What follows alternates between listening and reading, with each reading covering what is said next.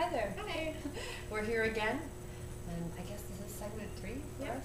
Oh well, it's great to have you here again, Lillian, and doing this together. I think you have a few questions for me today. Yes, I wanted to learn a bit about expropriation today, and I was wondering if you could tell me what role an appraiser typically plays in an expropriation appraisal. Actually, it's a very good question and probably something that's a little bit less known, but the appraiser has a key role in the valuation of properties affected by infrastructure projects requiring property acquisition. And in that sense, they're very important.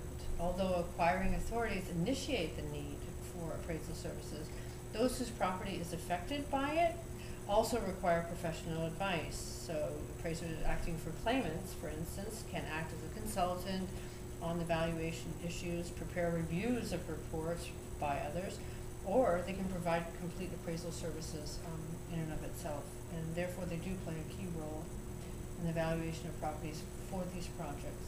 Okay. And what property types or real estate transactions can be involved in an expropriation? Also a very good question, and one would assume they would be perhaps limited, but in fact, all real estate classes have the potential to be affected by expropriation.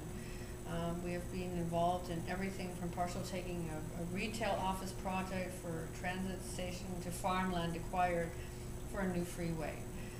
The distinguishing feature of many compulsory takings is the right-of-ways are less than the entire fee simple, and therefore this may be part because the property is required or only partially required, or because of limited rights, such as statutory rights of way or are needed for the project. So it depends really on for whom it's needed. And in the area which we're dealing with, if we can talk about that, for instance, you would be thinking of perhaps projects such as pipelines, road widening, utility corridors, or provincial and municipal right-of-ways and easements. All of those can be examples of projects that would initiate the expropriation process. Okay. And is there a significant demand for appraisal services where an expropriation is involved? I think that's a very good question as well, and I would say the answer to that is probably that it is very strong and growing.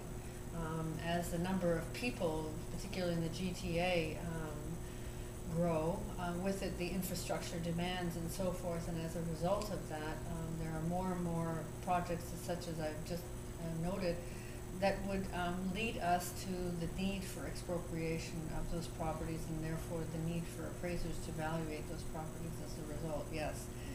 And I would say that again, strongly suggest that all private parties involved as well seek out the advice and the opinion of an appraiser for an evaluation of their own. Okay. And what unique challenges does expropriation present to an appraiser?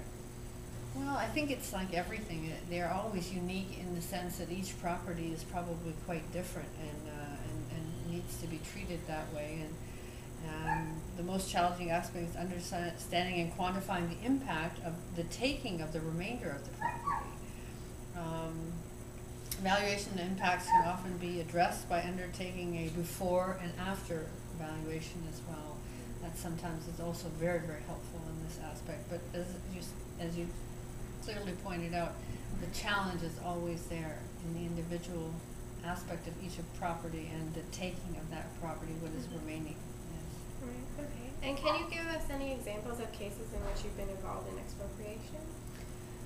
Oh yes, our firm has worked on a number of different expropriations over time, and a number of years ago there were some expropriated properties in the city of the town of Bolton, rather, on Coleraine.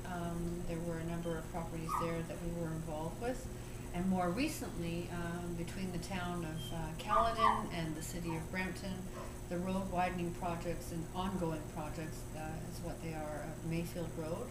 We've been involved for private parties, for the most part, to be involved in a number of expropriation projects there to benefit those parties.